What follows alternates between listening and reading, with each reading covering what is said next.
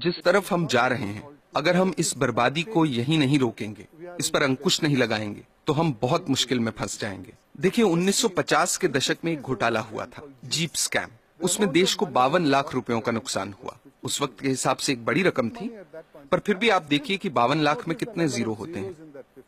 और भी कई घोटाले थे। LIC में मुंद्रा घोटाला, भारत बैंक का डालमिया घोटाला, नगरवाला स्कैम सेंट्रल बैंक में। हर साल घोटाले होते थे। सोचने वाली बात यह भी है कि सब घोटाले तो बाहर भी नहीं आते हैं। 100 में से कोई 1 या 2 ही जनता के सामने आ पाते हैं। अब 2010 पे आते हैं। कॉमनवेल्थ गेम्स, 70,000 करोड़ का घोटाला। 2G scam, 1,76,000 crore. 2012 पे आइए, कोलगेट घोटाला, 1,86,000 करोड़।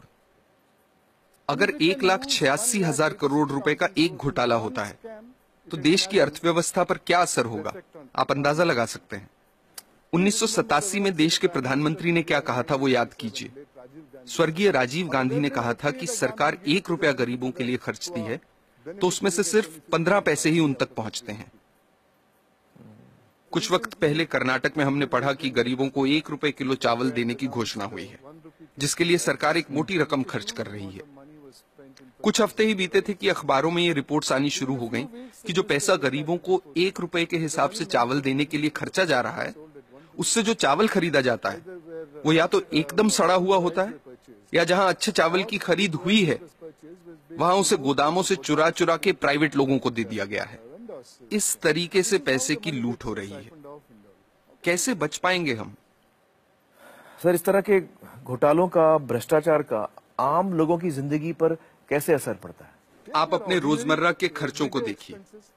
पिछले साल के मुकाबले इस साल कितनी महंगाई है, क्योंकि जो पैसा देश के विकास के लिए रखा गया है, जिसे देश की प्रगति के लिए इस्तेमाल में लाना चाहिए, वो पैसा 85% चुरा लिया जाता है। देश के प्रधानमंत्री ने कहा था, मैं नहीं कह रहा, मेरे अंदाजे से तो अगर 1988 में 1 रुपए में 15 पैसे ही सही जगह पर पहुंचते थे, तो आज 5 रुपयों में से 15 पैसे पहुंचेंगे।